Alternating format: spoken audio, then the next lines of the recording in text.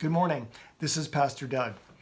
We've been talking about being connected to Christ on Sundays, and what an awesome joy and privilege it is to know that God has first reached out to us to bring us into his family, to set us free from the penalty and power of sin, that he has adopted us to be his very own, that he's given us the Holy Spirit as a seal and a mark in our lives.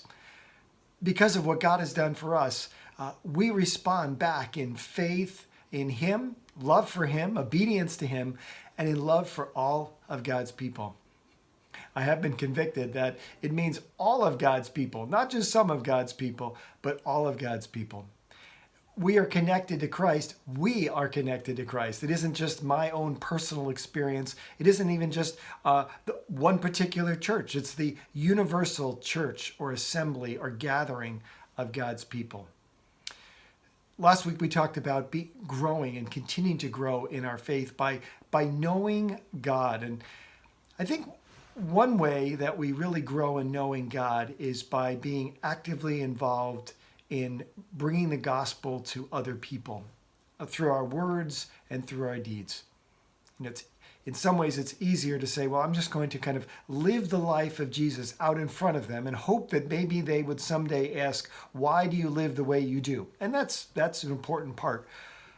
But somewhere in there, we need to speak. We need to proclaim the good news that Jesus has made a way for us to be free from our sin. Maybe that's part of the hard conversation, because we have to acknowledge that we are guilty. We all stand guilty before God. But God in his grace and his mercy has offered a way out, a way of escape. It is by grace that we have been saved. This week I've had a great conversation with a young man and set up an opportunity for Beth and I to meet with he and his wife and to talk about what does it mean to sort of raise your child with a faith. Neither of them, I would characterize, are active Christ followers. And I'm so excited for the opportunity to speak into their lives that Beth and I'll have. But that forces us to sort of say, God, we need your power.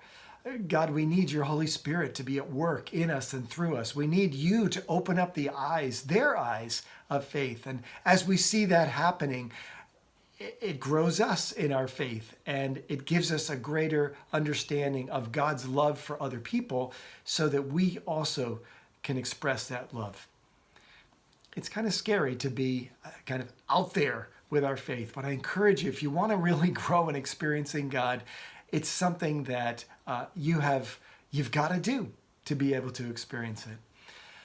This week we are continuing in talking in Ephesians chapter 2 in that connection to Christ, that God has made us a new creation for good works, which God has already prepared in advance for us to do. Part of those good works, of course, is bringing the gospel to people. And it's awesome to think that God has already gone before us in that. We are created for good works, that God has already said, I'm laying out this path before you, and may you and me, may we walk the path that God has for us. Have a great week, and I hope we'll see you on Sunday.